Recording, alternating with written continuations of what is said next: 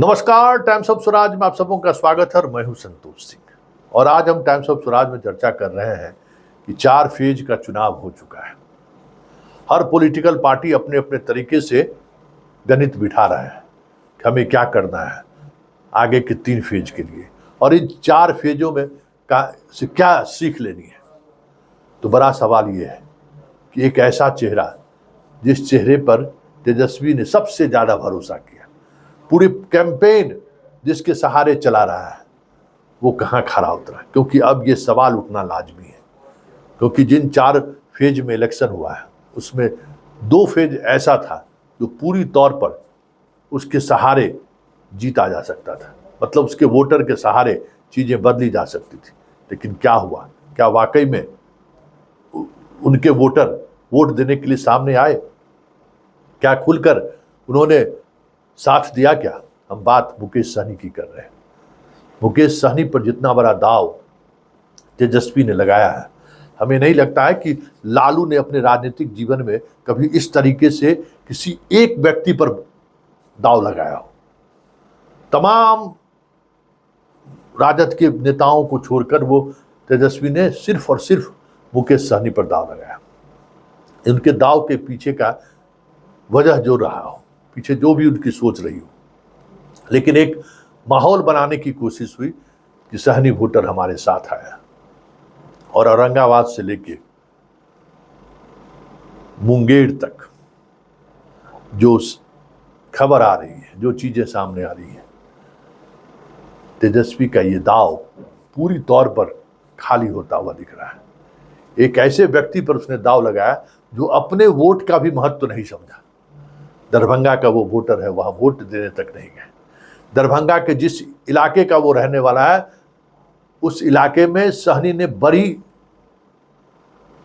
मजबूती के साथ बीजेपी के साथ खड़ा रहा। एक बार मुकेश सहनी वहां गए तक नहीं कि अपने इलाके में कम से कम हम अपने वोटर को, अपने जाति के वोटर को आगे ला सके।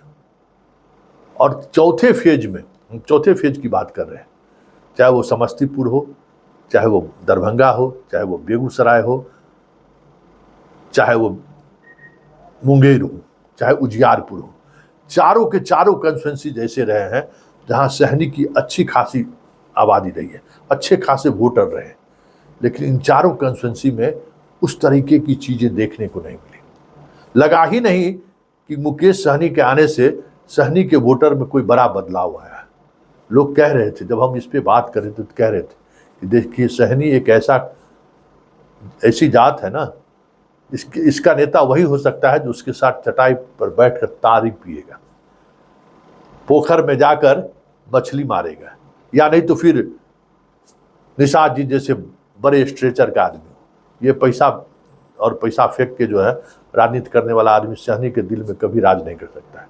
सहनी एक भूखड़ जाति होता है, अपने मिजाज में जीता है, उसका अपना एक स्वाभिमान होता है, एक अपनी मर्यादा होती है, अपनी एक अलग आइडेंटिटी के लिए वो कुछ भी कर सकता है।